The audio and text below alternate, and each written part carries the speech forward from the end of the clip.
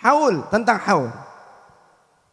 Orang Wahabi itu nggak setuju dengan haul. Orang-orang sana itu mereka menyatakan haul itu pengkultusan. Akibatnya syirik. Tidak ada dari Rasulnya. Dijelaskan. Wa kana Nabi sallallahu alaihi wasallam yazuru syuhada'a Uhudin fi kulli haulin. Adalah kebiasaan baginda Rasul setiap tahun, setiap haul beliau menziarahi para syuhada Uhud.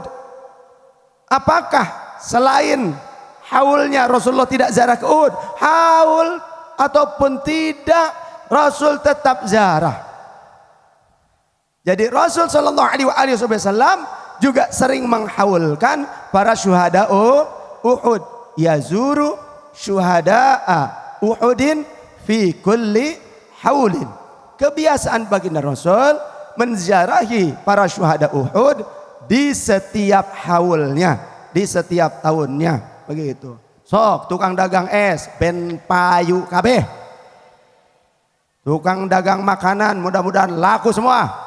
Ini berkahnya haul. Nah itulah ulama, wafatnya saja bisa ngopenin yang hidup. Maka kita yakin ulama-ulama dan solihin, ulamanya yang ahlu sunnah wal jamaah, bukan ulama yang ahlul bid'ah wal fitnah wal gagabah, bukan. Ahlul bid'ah wal fitnah wal gagabah. Ahlul bid'ah, ahli membid'ahkan orang, maksudnya begitu. Ahlul fitnah kemana-mana. Kita maulidan dianggap ini itu lain sebagainya. Kita haulan disangka kampanye. Nah itu ahlul fitnah. Ahlul fitnah. Kita nih haulan setuju? Kita nih haulan setuju? Tidak kampanye kan? Tidak, dari tadi saya nggak bilang apa-apa. Tidak mengarahkan jamaah kepada paslon-paslon tertentu. Tidak. Ini ngaji. Dan ngaji itu juga kita sebagai umat Islam harus tahu sejarah.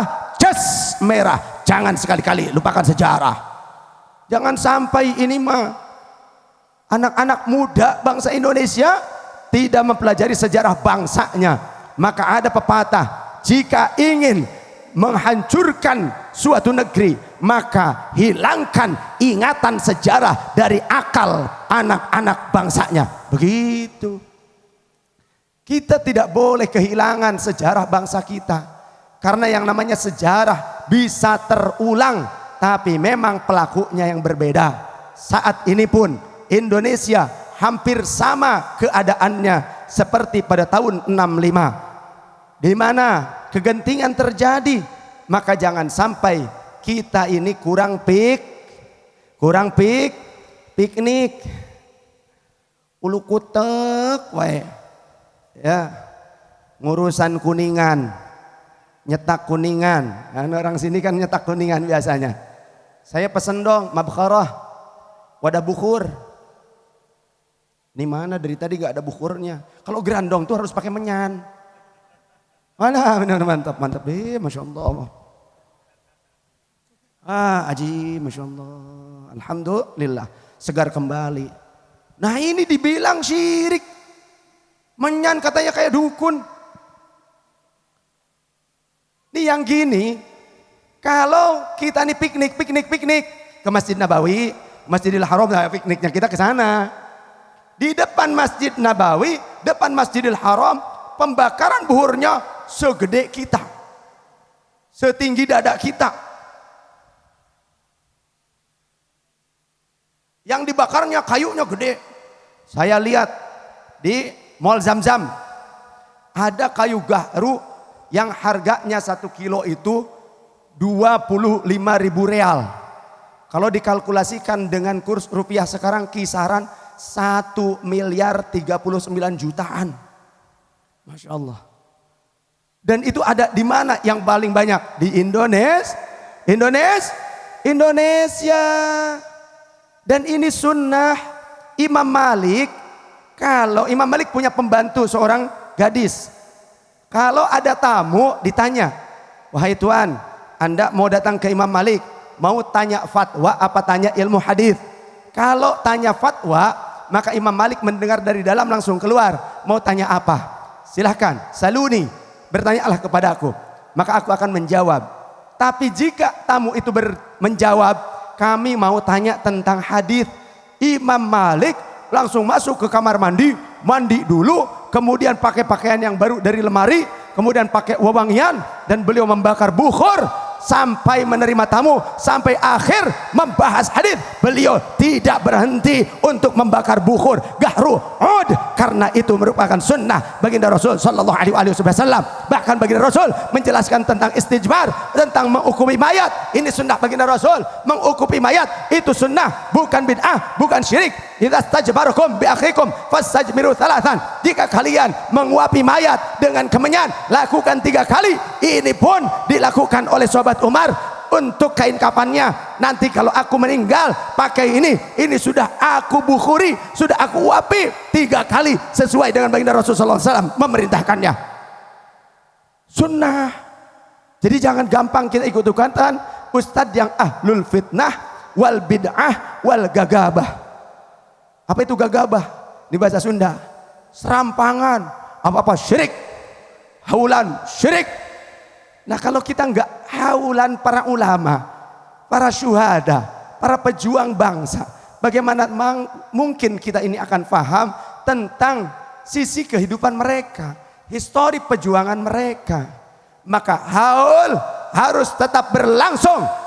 Maka orang ahlus sunnah wal jamaah di Indonesia, khususnya para habaib, harus memperjuangkan akidah ahlus sunnah wal jamaah di Indonesia. Jangan biarkan itu hilang dari bumi pertiwi ini. Di Arab sudah nggak ada. Kalau mau ngadain haulan nggak boleh begini. Jangankan haulan, tabligh akbar, ta'aya, betul?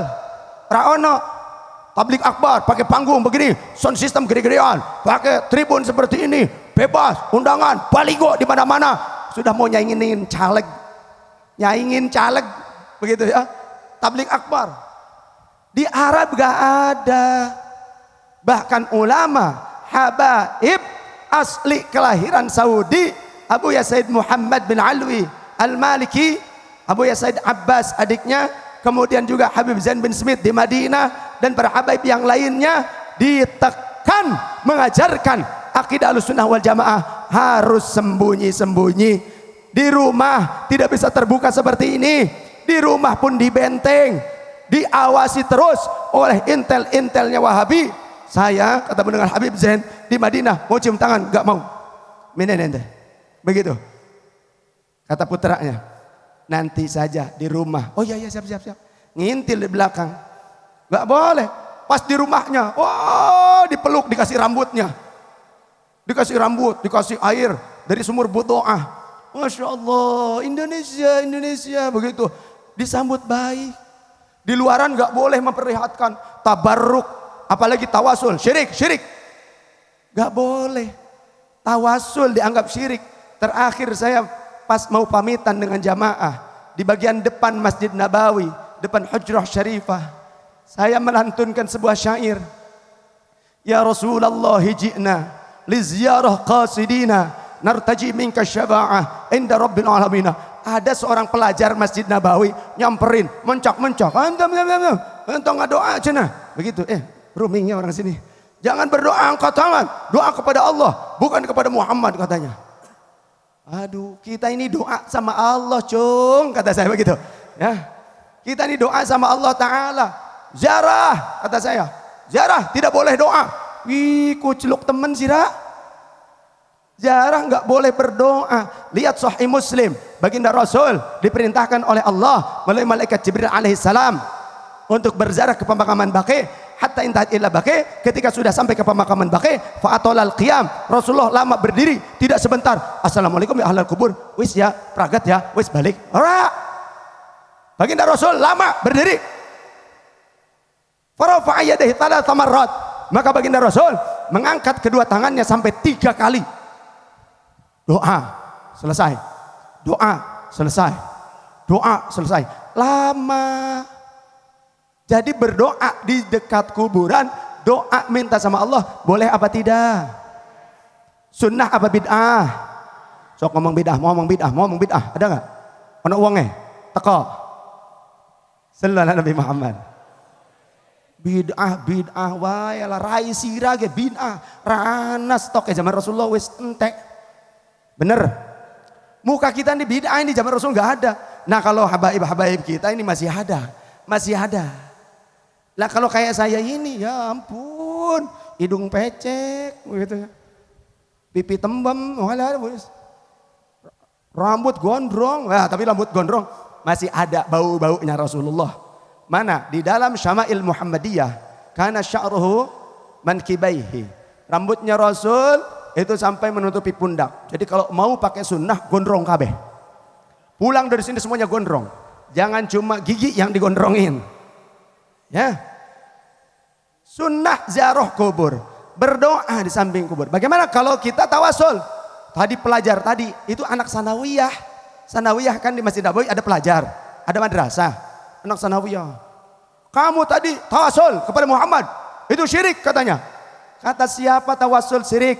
Lihat di dalam kitab Fathul Bari, Syarah Sahih Bukhari, juz kedua, ada riwayat athar sahabat. Diriwayatkan, ja'a rajulun ila qabri Nabi sallallahu alaihi wasallam. Datang seorang laki-laki ke kubur Nabi sallallahu alaihi wasallam. Faqala, kemudian ia berkata, ya Rasulullah, istasqillah li ummatika fa innahum qad halaku. Ya Rasulullah, mintakan oleh engkau kepada Allah hujan untuk umatmu, karena saat ini umatmu sedang terkena bencana besar, kekeringan yang menghabiskan harta-harta mereka. Kebun-kebun mereka menjadi kering, kemudian juga hewan-hewan ternak mereka mati. Mereka khawatir akan binasa ya Rasul. Kemudian pulang pada saat pulang, fara'ahu fil manam, lelaki tersebut berjumpa dengan baginda Rasul di dalam mimpi. Faqala, baginda Rasul berkata, i'ti Umar, engkau harus datang kepada sahabat Umar, khalifahmu. Pada saat itu masa kepemimpinan Khalifah Umar radhiyallahu an. Ya. Kemudian fa'akri'hus salama minni, sampaikan salam kepadanya dariku. Fa'akhbirhu innakum masqiyuna, kabarkan kepadanya bahwa kalian sebentar lagi akan dicurahi hujan.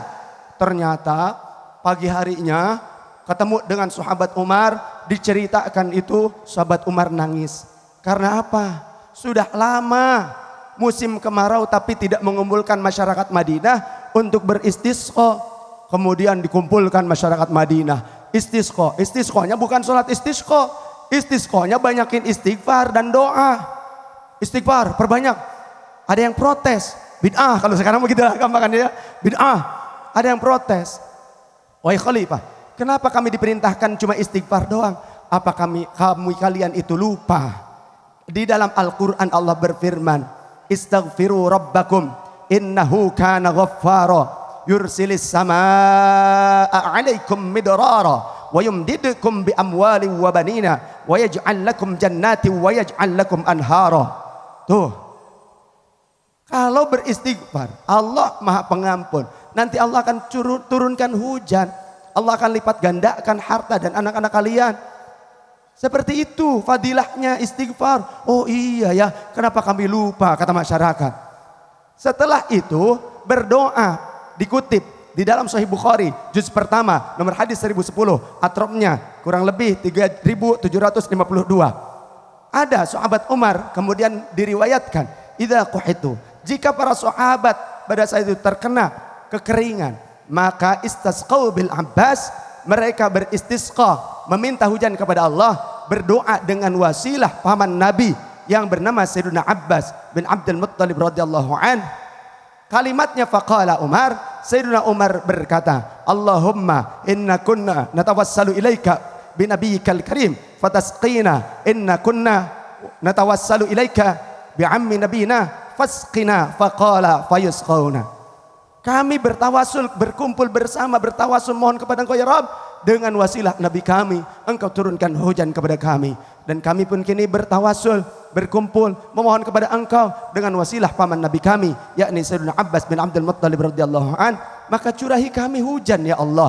Maka tidak pakai lama, GPL, hujan. Maka saya pun jangan lama-lama, gak pakai lama. Setuju? Setuju? Aduh. Siap. Alhamdulillah Abah sudah selesai istirahat.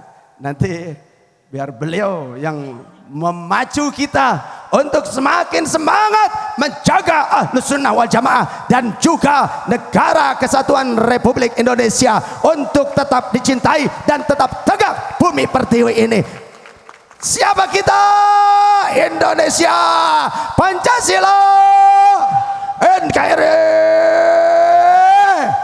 Masya Allah. Masih semangat? Masih waras? Salam waras. Harus waras.